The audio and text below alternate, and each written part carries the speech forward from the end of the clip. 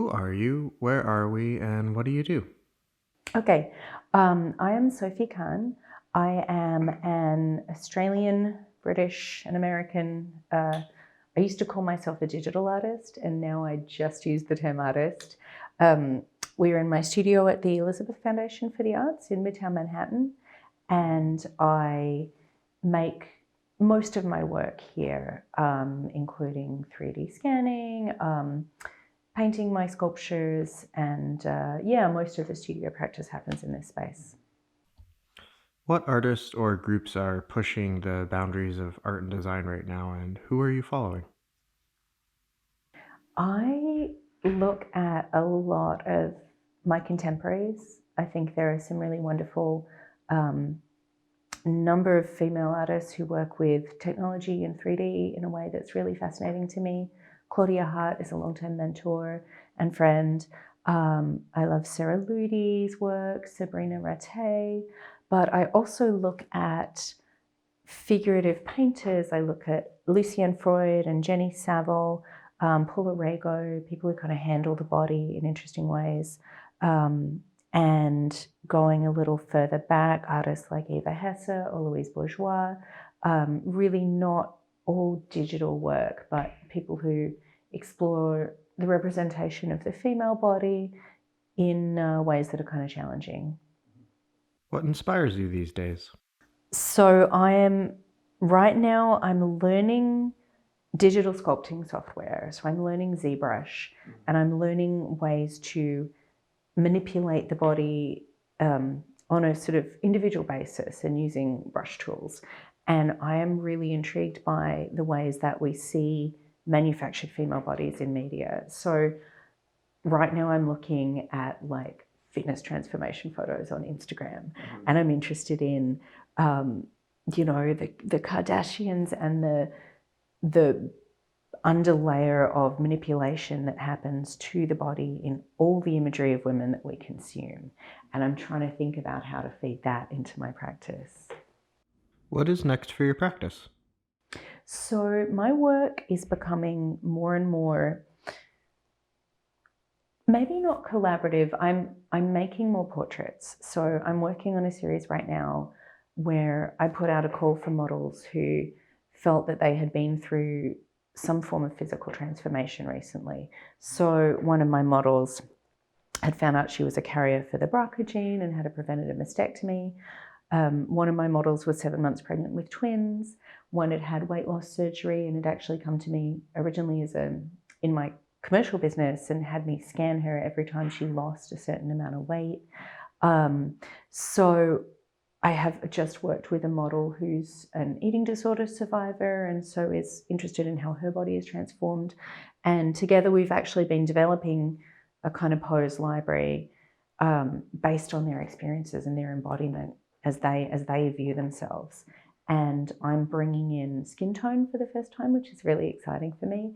I decided it was really problematic that the scanner material, the 3D print material is a default white, and I wanted more of the identity of my subjects to come through. I felt like the process was erasing it.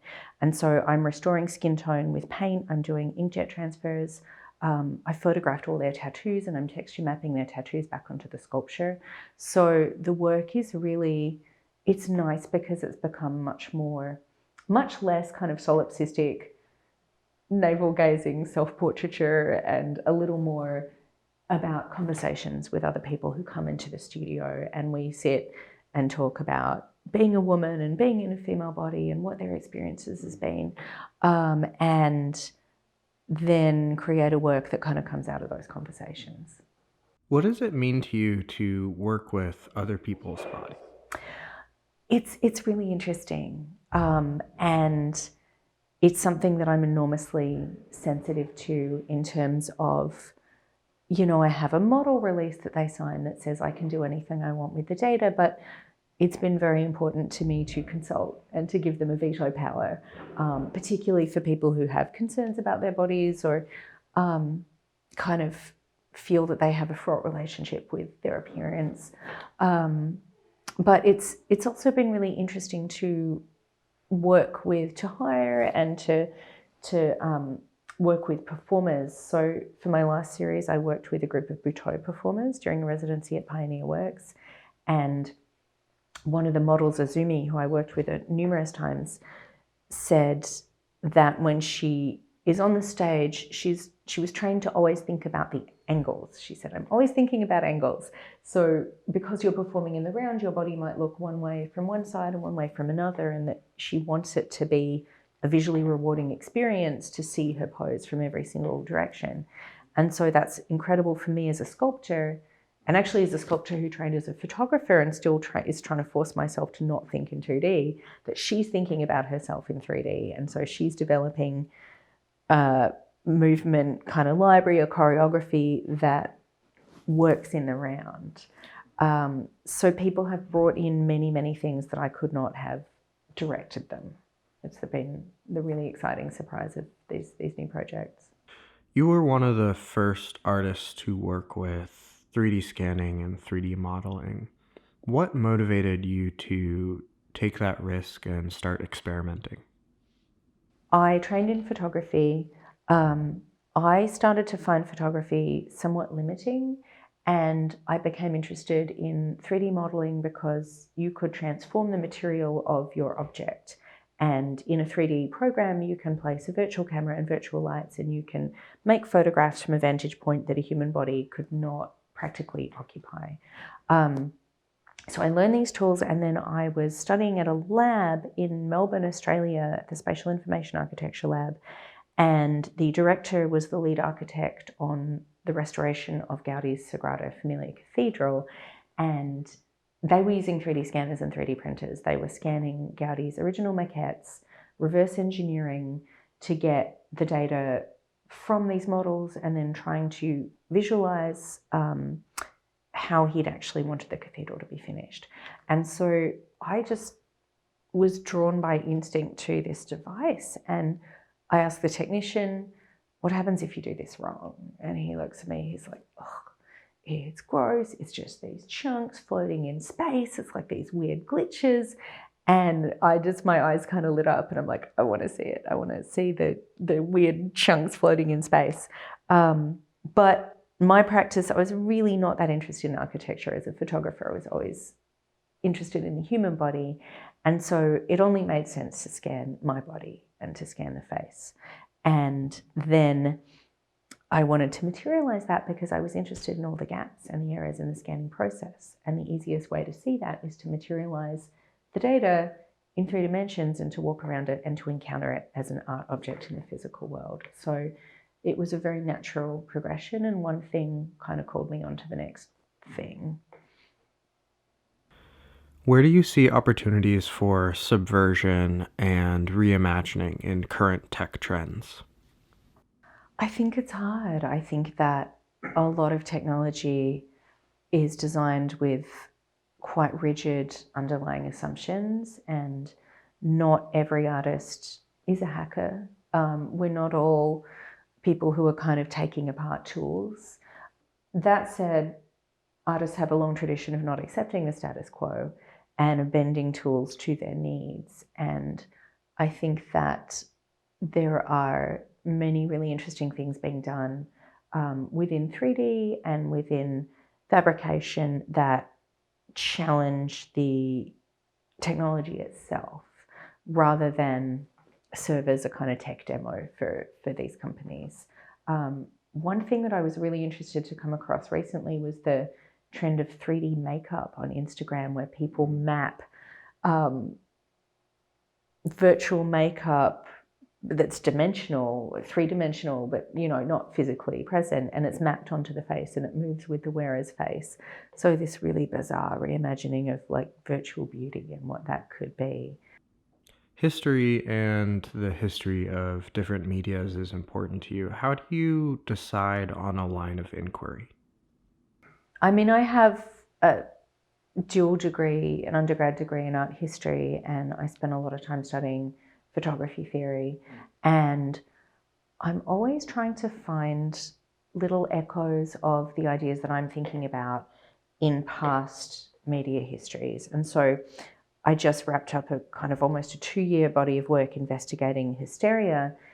And what fascinated me about that history was the way that photography was used in the asylums, and the photography was used in this very violent transaction to capture the largely female, not exclusively, but the largely female patients. And then there was kind of a sense in which they resisted the camera's gaze and their bodies were kind of unstable. And it was a violent transaction, but also possibly a performance that they were complicit in for their survival. And so that to me echoed a whole lot of really interesting thinking, contemporary thinking about technology capturing our body. So I'm always looking for these kind of nuggets that speak to things that we're still considering today. What was the impetus and thoughts behind founding Lady Tech Guild? So the Lady Tech Guild is an all-female collective of artists, designers, educators, entrepreneurs who are working around the 3D industry in one way or another. We host a meetup group in New York City. We have several hundred members. We have monthly events and we do programming. We have a Slack channel, and we're just aim to be a general resource for women, but anybody who identifies as female who is starting out in this world, and maybe they're looking for tech support with Autodesk rendering products, or maybe they need a connection for a freelance 3D modeling job. We try to span industries and share resources because that doesn't always happen. The Lady Tech Guild actually came out of a residency that was sponsored by the 3D printing company Shapeways at the Museum of Arts and Design. There was a digital fabrication show called Out of Hand, and Lauren Slowick, who's one of my co-founders, and Ashley Zielinski, who's been also involved with cofutures. So Lauren was on site with Shapeways at the exhibition, and Ashley and I were both artists in residence at different times. And we just connecting with Lauren first of all, and then Ashley was amazing because we had all been self-taught. We'd all really had to figure out these tools on our own, and had this experience of just, sitting at your laptop, banging your head against a wall, trying to solve some stupid technical problem for days. And it was quite isolating. And I would go on meetup.com and I would look for, New York 3D printing meetup, and it would just be a sea of dudes. The photos, it would be 50 male faces, and you don't always want to be the only one of whatever you are in a room. You want to network and share tips and resources without having to always expend that energy. And not that we shouldn't fight for it, but sometimes you just don't want to. So we formed the group. We just wanted to keep talking. Connecting with both of those women was really fantastic because we had so much in common. And I hung out at MAD for a week chatting with Lauren, and then just decided we wanted to keep the conversation going. And we realized there must be many, many other people in our shoes who were trying to learn, trying to sort of make their way in this world, either as an artist or in a commercial context. And wouldn't it be great if we could pool our networks and our resources? And so that became the Lady Tech Guild group. What are some of the lessons or takeaways or inspiring moments from being a part of Lady Tech Guild? Just that sharing resources is really powerful, and that each artist or each individual tends to sometimes end up in a little silo and might not know who to contact if they need a specific thing made, or they might not know, how to solve some particular challenging technical issue in their software. And the larger a net you can spread, the more likely you're going to find somebody who could help you with that issue, help you find a job, or just kind of, geek out and talk shop and talk about Rhino for an hour in a bar, that's hard to find. How is the digital body a site of resistance for you? That's a really interesting question. There's a manifesto written quite recently by writer named Legacy Russell, and it was called Glitch Feminism. And I would probably not do it justice by attempting to sum it up, so I'd recommend that people read it. But in brief, she talks about the glitch as a site of resistance because the way that I think of it, you know, technologies are sold to us with this promise of being omnipotent and all-seeing, and, you know, wars are fought on data that comes from laser scan planes flying over the Middle East, and there's sort of a trust that's placed in it, and you know, the female body is captured, circulated, sold, distributed, both in 2 and increasingly in 3 dimensions, and commodified. And if you can insert a glitch in that transmission, somehow, if you can, and this was the title of the talk that we did at CoFutures a couple months ago, it was called Resist Perfect Transmission. There's a way in which you are evading that gaze, or, you know, the body becomes something, it's the ghost in the machine that is, there's an element of it that remains uncapturable and undefinable, and therefore may be more difficult to circulate and commodify. So that's how I consider the glitch. It's that element of friction that comes in between, you know, the 2 ends of the transaction of representation. What are you excited about with more artists becoming involved with digital tools? Yeah, I am really interested in artists who use all these technologies and don't really call themselves digital artists, who see it as one step in a very kind of multi-layered and maybe multivalent workflow. So even when I was teaching at Pratt 5 or 6 years ago, I was teaching a class called 3D Modeling for Artists, and we had students who might make a Maya render, turn that into a screen print screen, transfer it, you know, onto mulberry paper, and then the end result would be a really beautiful screen print. Or they might design a virtual installation in Maya, but then make sort of low-res inkjet prints on cardboard and then build it for real in cardboard.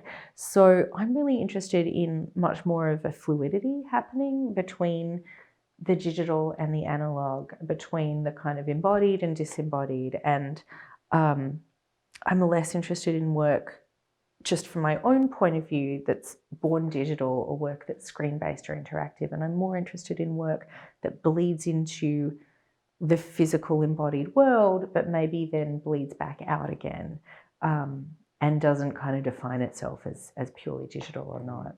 And I think we're seeing so much more work within the art world, and apparently the fairs this year, so many more artists who kind of embrace that fluidity and don't define themselves quite so much.